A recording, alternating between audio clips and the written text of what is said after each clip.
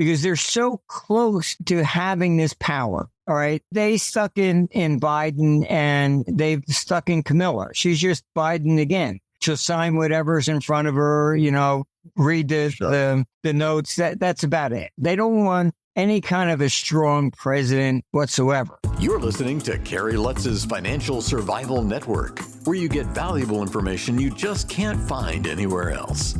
To thrive in today's trying times, you need the Financial Survival Network, now more than ever. Go to financialsurvivalnetwork.com and get your free newsletter and gift. Financial Survival Network, now more than ever. And welcome. You are listening to and watching the Financial Survival Network. Hey, unless you've been in a bunker or totally cut off from reality, you know that what's going on now is completely insane. We wanted to touch base with our good friend Martin Armstrong, get his take on the election, the economy, the stock market, gold, and the world in general. Marty, it's great to have you back. Hey, don't forget, you find him at armstrongeconomics.com. I suggest everybody go there, sign up for his daily missives, because you really got to see what you've been writing, Marty. So, real simple question, Marty. Where are we right now? What is going on right now? Look, this is really an election between the neocons and the American people. What you have to understand is, as you know, I know some of these people. I mean, even some have spoken at our conferences back in the 90s. These people have been, I don't know, I think brain dead or damaged since the 50s, when we all had to hide underneath our desks in school because we're going to get nuked by the Russians or whatever. Duck and cover. Yeah. But it's, they were against communism. And then when communism failed, they didn't change. Like I said, I was down in DC, and I can tell you, when Reagan wanted to meet Gorbachev, they were against it. They said, they couldn't call him a communist. So they just said, you can never trust a Russian. So these people, that's why I've warned that, look, they either have to start a war or assassinate Trump, because they're so close to having this power. All right. They stuck in Biden and they've stuck in Camilla. She's just Biden again. She'll sign whatever's in front of her, read the notes. That's about it. They don't want any kind of a strong president whatsoever. Like the last emperor of China, right? Just put the thing in front of them and sign it and shut up. And look, as you know, I was part of the vetting process for people who wanted to be president. And it was always, do you think they're smart enough, et cetera. Then 1999, it was like, well, we want you to go down and meet Bush Jr.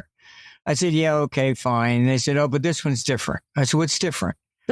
And they said, oh, no, he's really stupid. And I said, excuse me? And they really did use that word. And I said, why would you make somebody stupid president? And the response was, look, he's got the name and we can win. And that's when I saw it first. They picked the cabinet. They picked Cheney. They put all these people in. I was even asked if I would take the chief economic advisor in the White House. I said, no, thank you. I'm not going to give up my company for a couple years stint in this. And ever since then, this has been the game. Once they tasted that power, they just don't want to give it back. So, look, Biden's not there 40% of the time. Camilla's running around basically campaigning.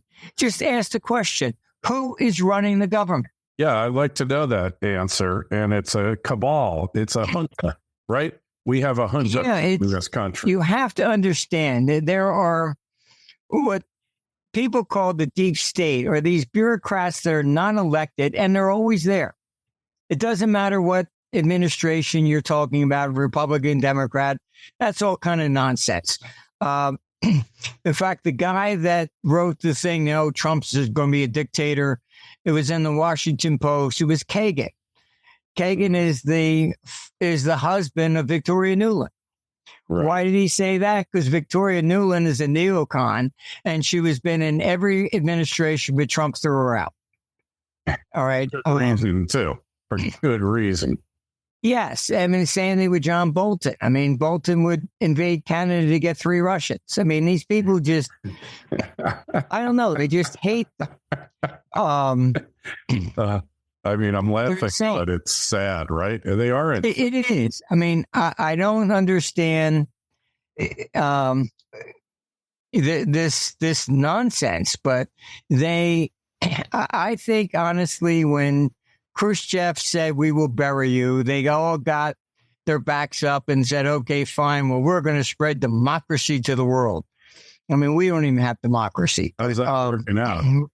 How's that working out? Look, they've started every war since World War II. And you can go on YouTube or buy a book of Robert McNamara. He was the neocon that took us into Vietnam. And before he died, you can look at it on YouTube, and he did an apology. He says, we made a mistake. We were wrong. Well, 58,000 Americans died. Yeah, 54,000, right. Yeah. Yeah, and he said they thought Russia was involved, and they weren't. He said it was just a civil war. I mean, this has been going on since the 60s, all right? And like I said, I think it had to do with Khrushchev saying, we'll bury you. Yeah. And then all of a sudden, Russia is the entire world. And I don't know, but, they've been waging wars. You take Obama wanted to go into Syria. Why? Because there was a pipeline that was supposed to go through Syria from Qatar to cut off the fuel sales from Russia. And Assad said no. So all of a sudden, Assad's gassing his people, all this other nonsense. And, he was rejected and going in. But I believe it's now been declassified that, the banter going into Iraq. I mean, there is a good movie, called Green Zone on it with Matt Damon about there was no weapons of mass destruction and all this other kind of stuff. But they had thought they were going to go into Iraq, take it out in less than 30 days. And the generals were basically saying, then we'll move into Tehran. Mission accomplished, right? Mission accomplished. I mean, I argued with Bill Kristol years ago. They are, he basically, the theory was take out Saddam, Assad, and Gaddafi, remove all the dictators, and we'll bring peace to the Middle East. I said, I don't, this is nonsense. They don't understand. I mean, Saddam Hussein was not a religious fanatic. He kept a lot of the religious fanatics in check. Once you removed him, what did you get? You get, all kind of sectarian crazy stuff, ISIS, beheading people, whatever. Sick. He at least kept them in check. And he was also the one that kept Iran in check. Iran is a Shiite, and they believe that the church should run the state. And that's why they were against Saudi Arabia, because they had a king.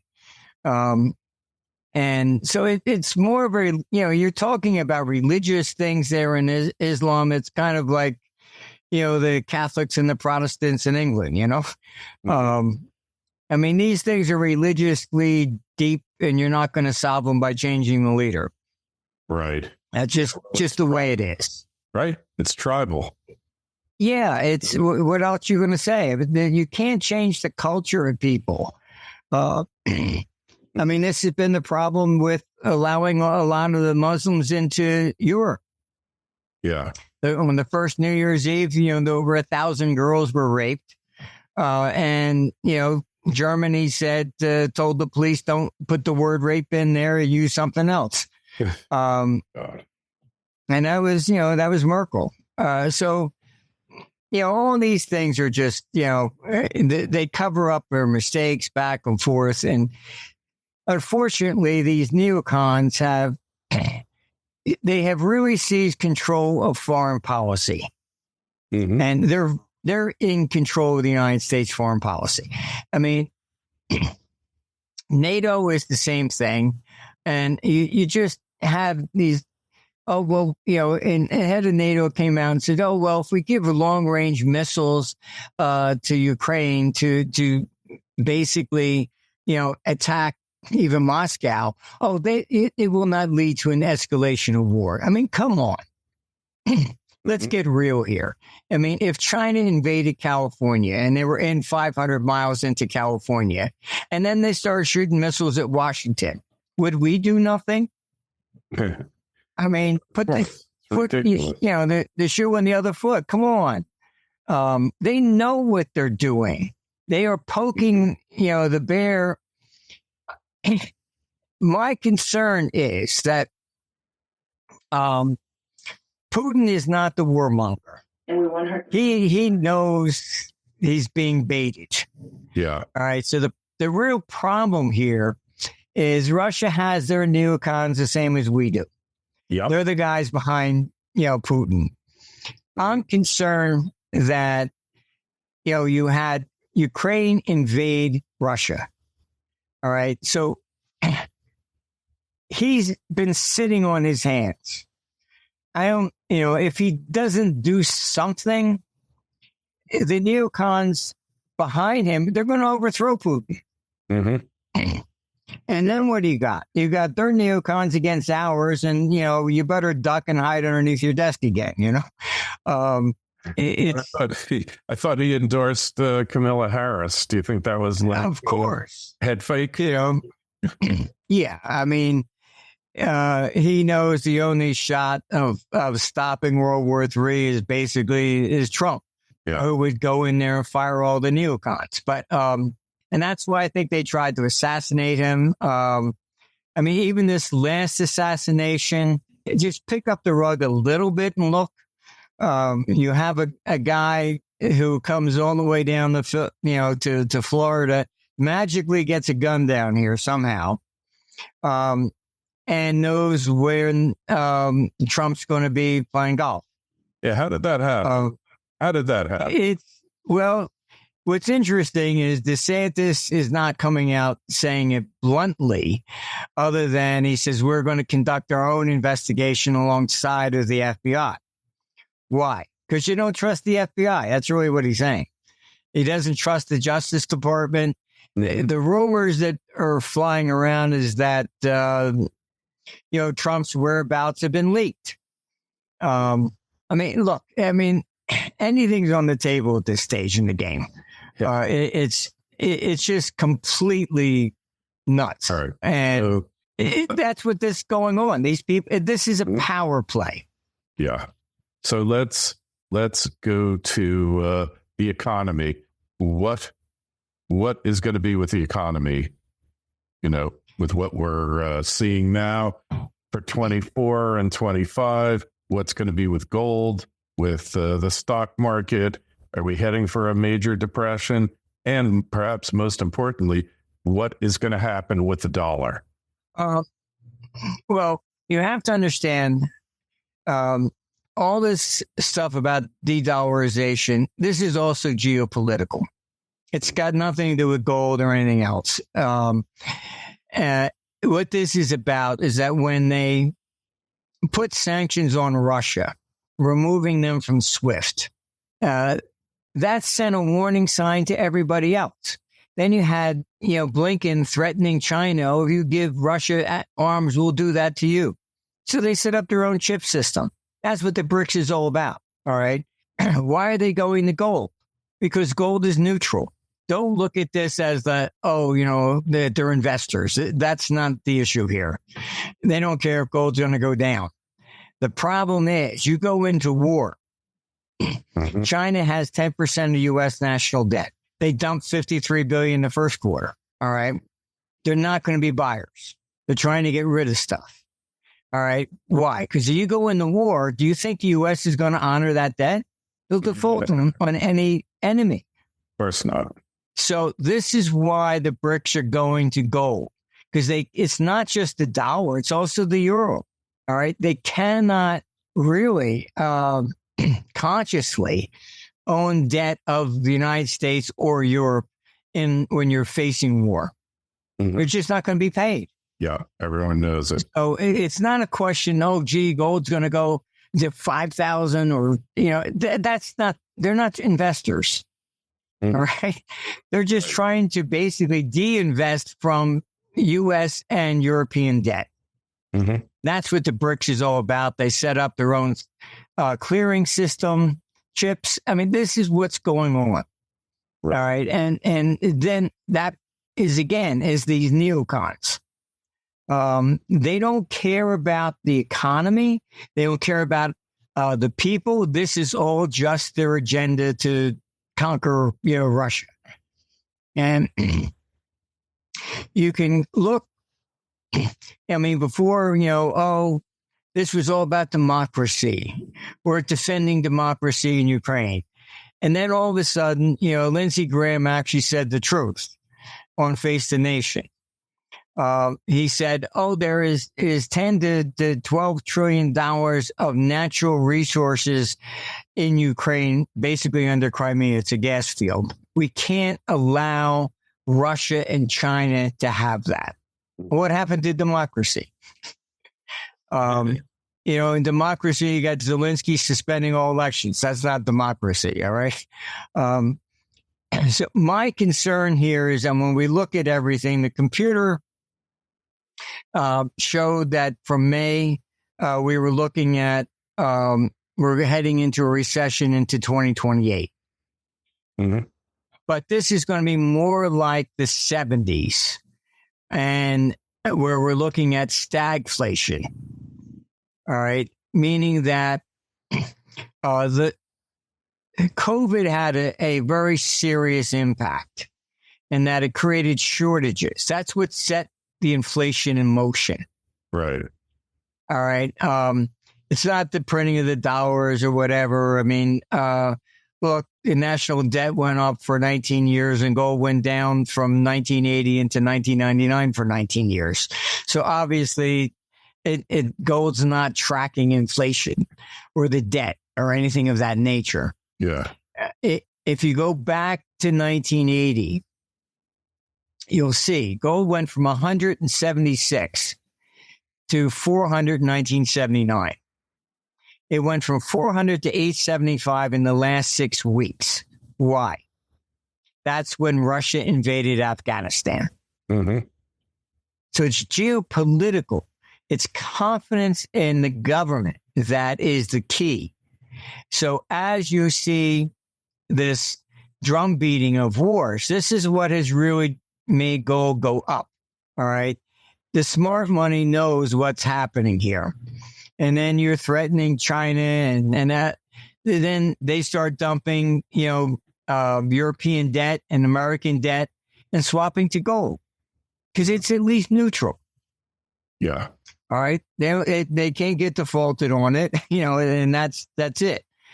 Now, what we have to worry about and what I don't like what the computer is showing, and it's showing highs potentially in gold and the stock market here in 24. Why?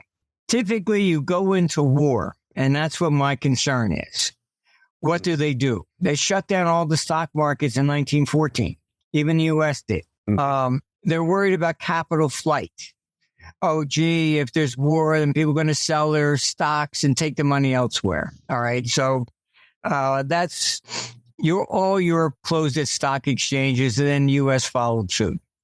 So even if we go back to the American Civil War, all right, gold in terms of greenbacks ran up to about 200 in 1864.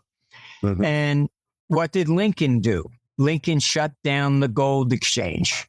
And the excuse was, these people are making money off of, people dying on the battlefield. Mm-hmm. It was rising because of war. All right.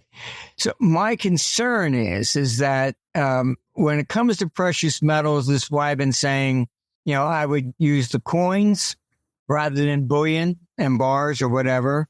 Right. And I'd rather have, actual possession of it. 1933, when they confiscated gold, what did they do? All the institutions, they know, the banks, etc. All right, you have to turn over all the gold you have. They did. Otherwise, they're being prosecuted and losing their license. So they know all the gold storages, and they know all this stuff. All right. They would have to comply. They did not come knocking on every door. Give me, all the $20 gold pieces you got in your sock drawer, So that's why so many 20 U.S. gold coins have survived. That's what the people had. Right. Okay. So I would say we're getting into a desperate situation. And just, be mindful what these people will do. Particularly Europeans, they keep threatening, using long-range missiles to destroy Moscow and stuff. Look, I was just over in Europe, met with, talked to about 3 different governments. They're all so pro-war. It's crazy. Yeah. Italy, I just said, well, I'm very glad I came over because it's probably the last time I'm going to see the Colosseum. Yeah. Why you say that? I said, because at least Hitler was respectful. He didn't bomb Paris because he thought it was a pretty city. He didn't blow up the Colosseum. He didn't blow up but this time we're talking about nukes. Yeah. You can't be selective. You can't bomb the Capitol in Rome without taking out, the Colosseum this time. The bombs are different. So, you have to understand that. And so this war is a bit different than what we had before. And with the carpet bombing and stuff like that back then, we were after factories. You could just take out the factory. But that's not the option these days. So we just have to be mindful here, and that I don't, in Washington they're saying, "Oh, Putin will never push the button. Don't worry about that." Very nice. Okay. You also said that Russia was involved in Vietnam, and that wasn't true either. What about the weapons of mass destruction that didn't exist? These people haven't gotten anything right yet. Let's be honest here. So saying, oh, don't worry about nuclear war because he's not going to push the button. His nukes are all old anyhow. Very nice. Yeah. That makes me. You have the look, he's got 5,000 of them. Even if 10 worked, I think we're in trouble. Right. In Britain, you've got the former NATO British guy there. He's saying the same nonsense. Oh, Russia wouldn't use a nuke because they know it would blow back on them. Yeah. These just seem to be excuses to please let us go in. And they think that they can just invade Russia, go right to Moscow. Putin's going to fall to his knees and say, oh, please forgive me, spare me my life. And that's what they're using Ukraine for.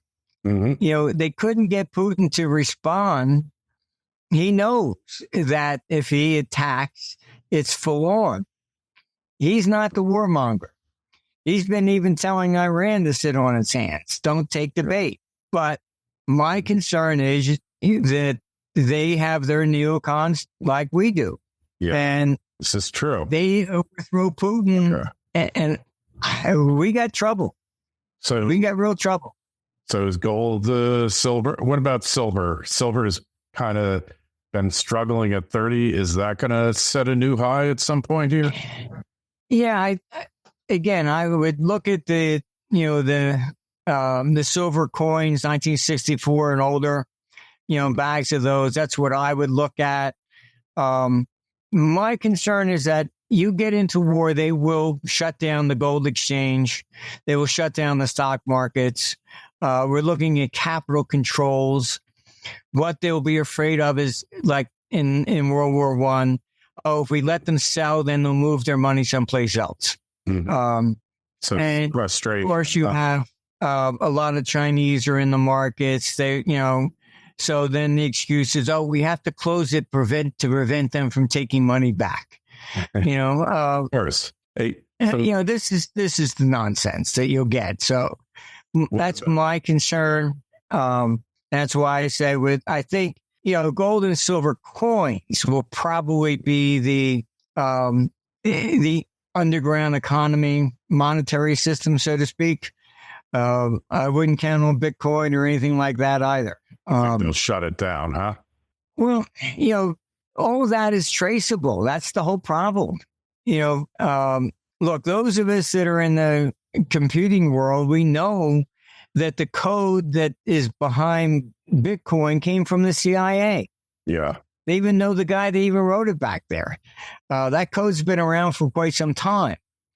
That's why a lot of us believe that Bitcoin was orchestrated by the CIA. Because look, it's the perfect thing the government wants. They even did a white paper on it back in, I think, 96 Right. It was. I remember. Look, if I give you $100 bill, they don't know where I got it from. But I give you 100 in Bitcoin, they know where it came from.